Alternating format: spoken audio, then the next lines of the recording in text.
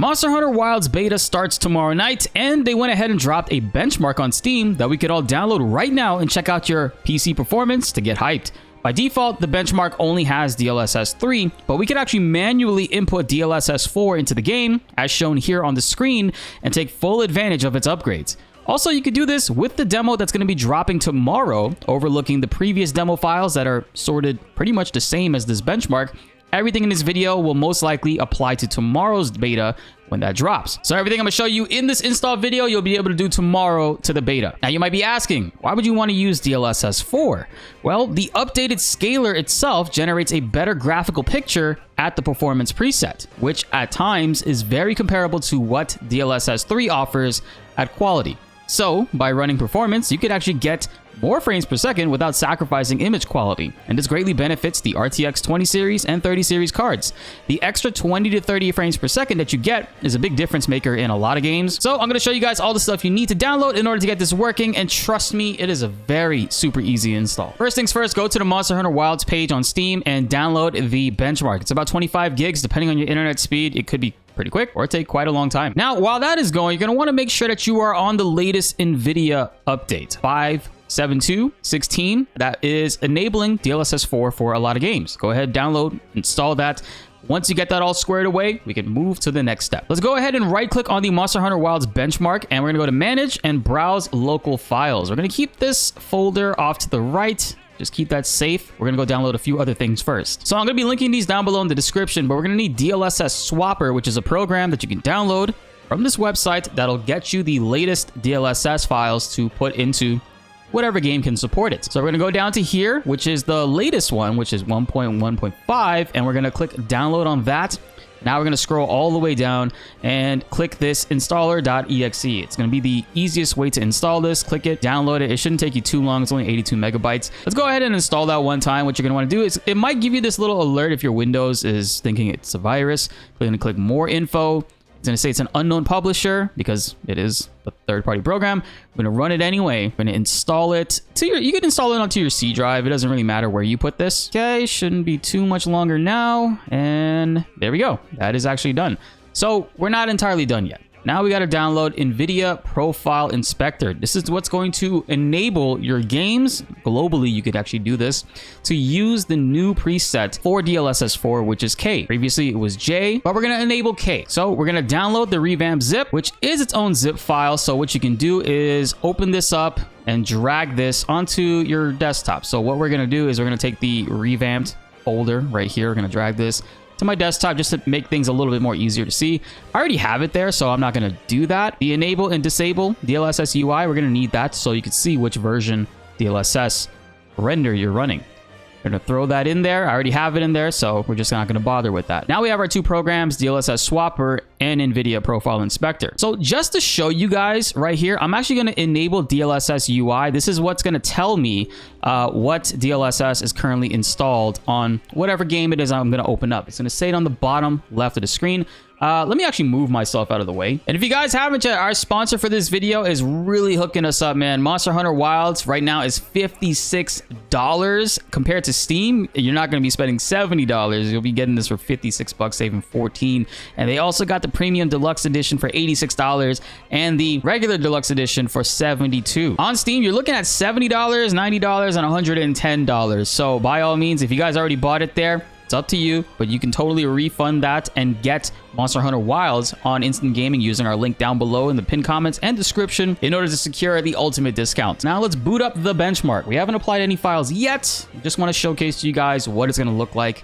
And now that the benchmark has booted up, guys, you can look on the bottom left of the screen and you'll see that it says that it's actually on render preset E. I think it's the E. Yeah, it looks kind of like an F from this far out that I see. So I'm actually going to go into the options over here and give you guys an idea. So if you go and hover over DLSS on the right side, it actually says we're on 3.7.1. That is DLSS 3. On quality at DLSS 3, I think my average was about 58, maybe a little bit less. I'll be showing it on screen, whatever that was. And by the way, these are my specs on the right side. I have an Nvidia GeForce 3090 series card. I got 64 gigs of RAM. I have an i7-12700K and a whole lot of VRAM. So booting out of the game, let's open up DLSS Swapper. And we're going to go inside and you can click this library icon on the bottom or top left, and you have all these different types of DLSS and upscaling that you can get. You could actually get frame generation 2 and ray reconstruction. We're gonna download the latest DLSS. This is 4 right here, even though it does say 3. This is DLSS 4. You're gonna have a download icon. I already downloaded it, so it's not gonna show up for me. But you know, when it finishes, you have this arrow. You click that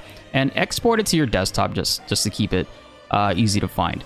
So we'll do that. And if you have a 40 series card and you want to take advantage of frame generation, by all means, you could do exactly that as well. Do the same thing, download it, and put that on your desktop. I already have it there, so we're just going to overwrite it. Now, I am experimenting with a cool plugin that lets me utilize DLSS frame generation with a 30 series card and a 20 series card. However, I'm running into issues with the image quality. It doesn't look that great in character in-game motion. Cutscene motion, it looks fantastic. But if I had to compare between the two, the actual AMD FSR frame generation version of what DLSS offers, I think it looks a little bit better for me personally, which is crazy.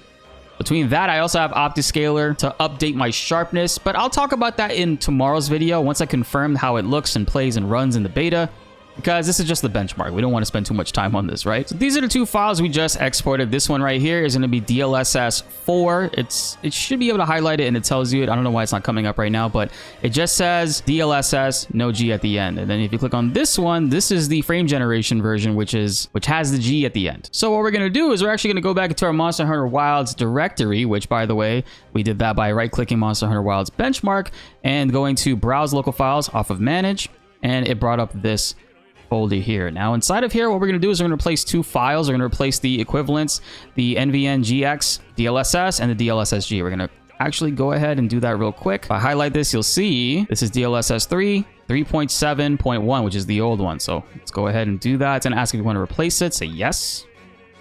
Now, if you highlight it, it'll say 3.10.2.1.0. Now, let's do the same for the frame generation just to cover all bases. And so you guys have that all squared away. Drag that over. It's going to say you want to replace that. Yes. We're going to go ahead and do that. And boom. DLSS4 has been inputted into the game, but you're not done just yet. You actually have to enforce the game to actually read DLSS4. So we're going to open up the NV profile inspector that we downloaded, and then we're going to click the exe and run it. It's going to open up this window, and there's a couple of ways we can go about this, but I think the easiest way to do it is to globally enable DLSS4 across all games that are able to run it. So by default, you'll be on the global driver profile, your base profile. And here we're going to go to SR preset for you. It's going to be probably set to NA. We're going to set it to K. You'll see that these are the other versions of DLSS that aren't in use as of right now, and some ones that I guess aren't or discontinued maybe. It was using E before, right? Yeah, 3.7 it was using. We're going to use DLSS preset K, which is the latest one that we can use. And why not frame generation latest DLL? We'll just turn that to on. And then you're going to go ahead and top right and click apply changes. We just did this all across the board, so any game you click on, any game that you might have already, like, or you don't have, if you click on like Fable 3 for example, you'll see that it says that it is set to use preset K if it can run it. But if you really want to be on point and choose a specific program, you can by all means click this one, this little sun icon that says create new profile. I'm going to name it MH Wilds Bench. Okay. It's going to create a profile in here, and then you can go ahead and change that to match the same settings. And then after you do that, you're going to click add an application to current profile, so you can specifically highlight Monster Hunter Wilds. So I'm going to go here and find Monster Hunter Wilds as benchmark, click open, and it's going to say this for me because I already have it there, but you can go ahead and do that and it will apply it to there. So now we have DLSS4 embedded into the game, and we have it enabled so that preset K will be readable by the benchmark. And all we got to do is boot it up, and you guys will see on the bottom left of the screen it should say preset K, which is the DLSS4 settings in order to read it. And there we go. On the bottom left, it says it right there. Render preset is set to K. You go into options, you highlight DLSS, and you'll see it went from 3.7 to actually 310.2. So we're using DLSS4, guys. Congrats. And you'll notice that under quality, you'll probably get a few frames less by running DLSS4 in quality.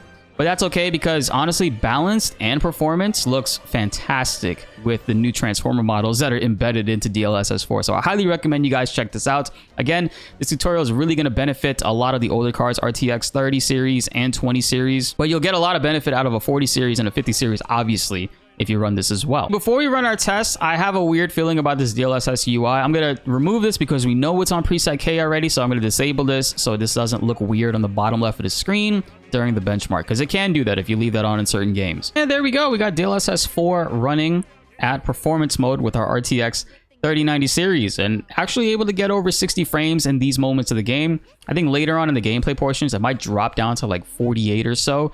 I don't know what's going on with the performance for this game. The devs did say that they fixed a lot of the issues with the previous beta, but that's not going to apply in this beta.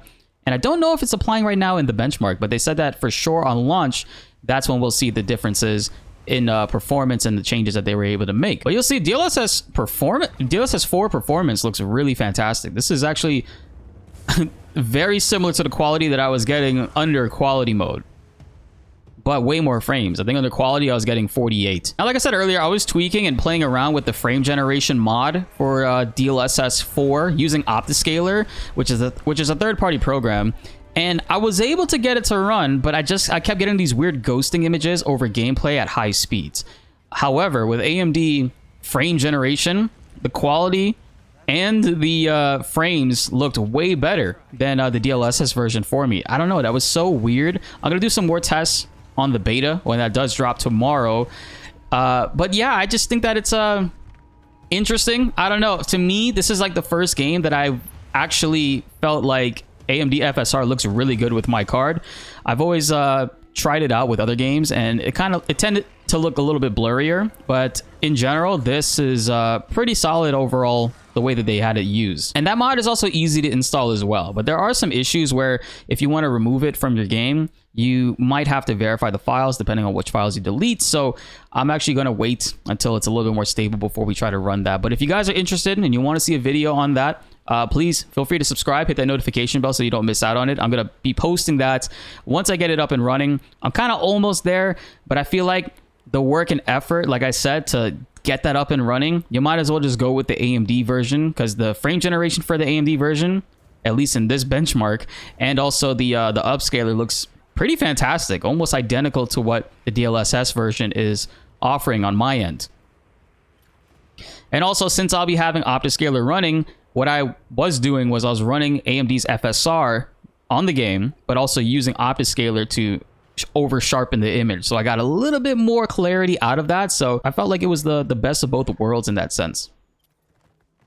But yeah, at this portion here, when I had DLSS frame generation on, I was seeing a lot of jittering and ghosting from the main character as he was running across this field, because it's trying to generate frames for all the different individual blades of grass in the background, which can be pretty tough. So I'm going to be messing with it in an actual game and seeing how much of a difference it makes. But I really did like it. It was almost doubling my performance, and I kind of prefer the frames, especially if it's going to feel more fluid, more so than anything else. I am trying to run the game at 4K. If it was just a 1440p system, it would be easily crushing this.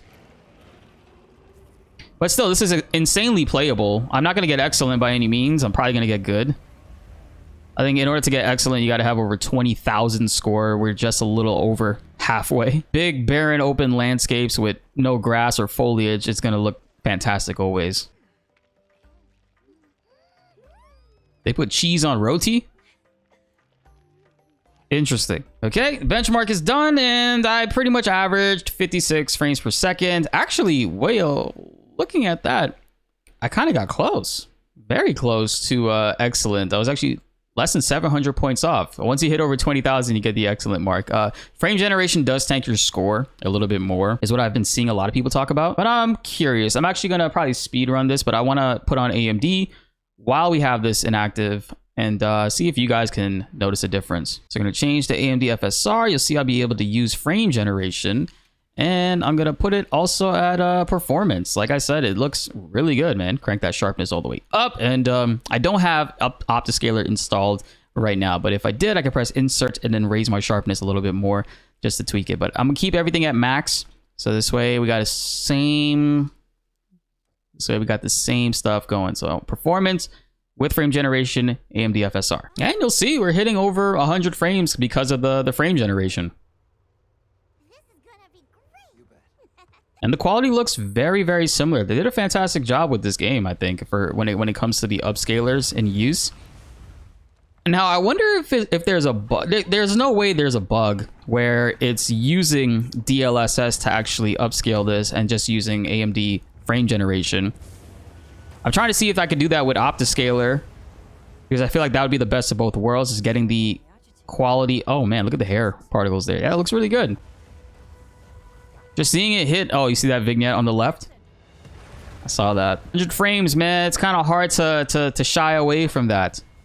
I feel like I'd probably play this game like this, but we'll know that for sure tomorrow when we finally get our hands on the beta and get an opportunity to throw all this stuff in there and see how it runs. This game does a great job also at keeping your HUD fixed and not glitching at all with frame generation on. Some games it has issues with that, of course, but I think the devs have to really properly configure that when they implement stuff like frame generation into their games. I think when the Sacred gets to the open areas as we're roaming around on the sand, we'll probably hit upwards of 120 frames consistently. But I have a feeling like the grassy areas is going to dip into the 70s. Well, actually, we just kind of hit that just now with the 80 right there. Yeah, just about.